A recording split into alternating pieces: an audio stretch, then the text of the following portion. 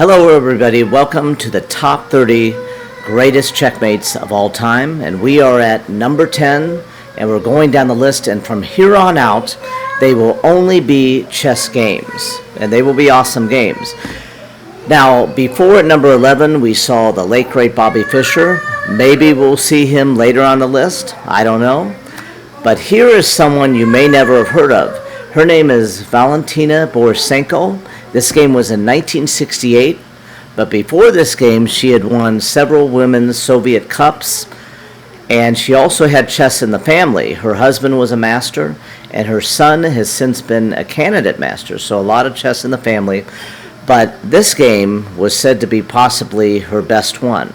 So let's take a look at this game here. So it started out, looks like a Queen's Gambit. And this is the Benoni. Pawn goes forward. Some of these moves I don't see as much anymore, so they might have been more common back then. And in the Benoni, many times you have this backward pawn right here, which can be weak. Sometimes I've seen it where you can fianchetto the bishop. Remember, fianchetto means put the bishop on the long diagonal. But even then, you run into this pawn, so I don't know if it's such a great thing then. After that, more development. White makes what I would say is an unusual side pawn move. Maybe it's to stop this bishop from coming here. But then, after that, knight e8, and then pawn to g4. So, interesting. And you'll notice black has castled early, white has not yet. A lot of maneuvering. So we're going to move a little bit ahead, because the game does take a bit, and there's more maneuvering, more developing.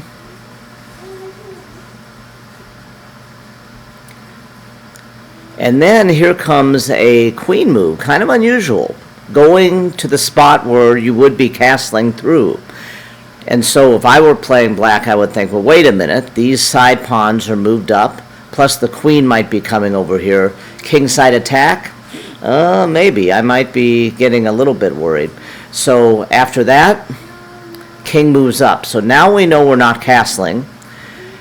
Perhaps her idea, Valentina, was planning to get all the rooks connected and aimed on that king side. That's probably what I would be thinking of if I were playing black. Knight to e8. More kind of maneuvering. The bishop comes to pin that knight. Rook gives it more support, bishop comes back. Now some of the moves earlier almost looked like they were kind of going back and forth, but this queen move definitely has meaning to support possibly the pawns. Remember, kids, when you do kingside or sometimes any kind of attacks, usually it's led by pawns, and then the major pieces and other pieces kind of be behind them or come after. So bishop goes, knight to e3. Go ahead and pause the video if you see a good spot that knight could go to in the future to help your attack. Okay, if you said, Mr. Dean, it was knight to f3, no, that's not it. Or if you said knight to d1, no. Knight to f5 is definitely the spot you probably want to look to in the future. It would be supported by two pawns. And here's where things start to change a bit. Bishop comes pressuring the knight. Knight takes bishop. Queen takes. And now things look a little more open. And after the queen moves, knight f5, just like we were predicting.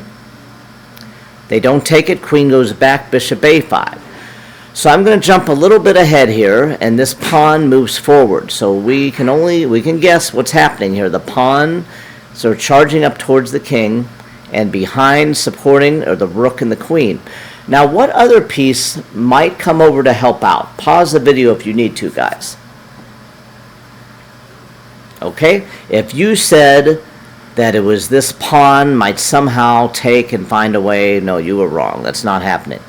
It was the rook. This rook at some point might go over to help out the other pieces. So we'll see. So bishop comes back, queen maneuvers up, take.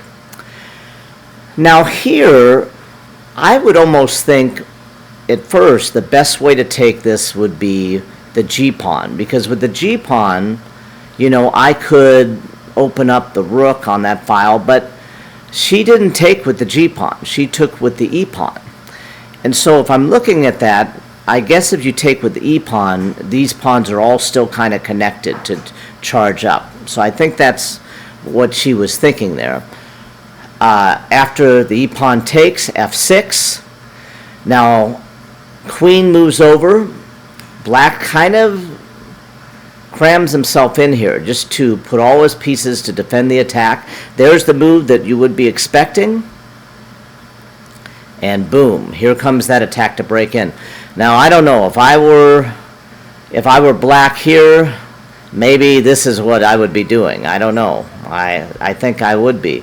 But I would definitely be concerned about what I could do to defend this, because there's not much attack I can see that black can do over on the other side of the board to distract from things. You just hope to defend or take, but they didn't take there. If they did take, I don't know. If they took, this opens things up for white pretty good here. Plus this queen can come over. So they didn't do it that way. They just played king h8. Bishop comes back to help out. Rook to g8. Look at this queen maneuver, and queen to g4. Now, the queen is definitely backing, has a battering ram with the rook. But the threat right now really isn't to take. Because if you take, the knight could probably take with a threat, and you're not going to take on g7. So let me ask you guys, what is the threat now with that queen? Pause the video if you need to. Okay? Well, if you said coming to h5, you were correct. That's what they're looking at. And so after that, queen f8, queen h5. Wow, that king looks pretty open. And now I'm not sure about this next move she played. She has a big threat coming. But f3, I know there's a reason, and maybe I could see it if I analyzed the game more, but at the moment I'm not real sure what f3 did. Maybe you guys could figure out at home and write in the comments. Rook a7 was played, and let's see if you can predict the next move that Valentina played here. Pause the video if you need to. Alright, if you said this move, you were correct. Queen takes h7, awesome move. They only have one response.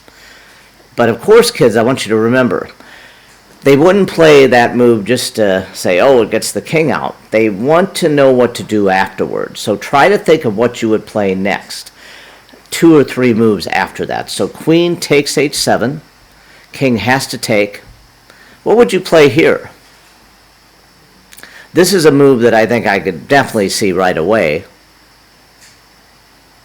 All right, if you said g6, you were correct. Checking the king only has one move. What's the next move? I'll let you pause the video if you need to. Okay.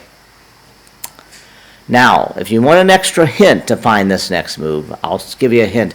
It's the discovery check. Pause the video if you if you think that helps. All right, if you're back, if you said rook to g5, you were awesomely right. That is a great move with the threat, let's just say with the threat of rook to h5 checkmate. So if they just did nothing, then you would play rook to h5. But here they could take and then checkmate. An awesome discovery checkmate with the rook. Quite a game by Valentina in 1968. Would she have thought we would be going over the game now? Probably not. Coming up, we'll have the top 9. And also a reminder, if parents would like to donate and like some of the stuff they see, we have a Ko-Fi in the Facebook that's, I think, on the biography. If you look for it on the About, we have a Ko-Fi. Also, if you want to donate to our nonprofit, Learning Through Chess, you could go to learningthroughchess.org, and there you can click donate, and there's ways to send donations. Those will go to kids from like Title I type schools where they don't have the money for the classes and that sort of thing. We could always use that. All right. Thank you very much. We'll see you at number 9.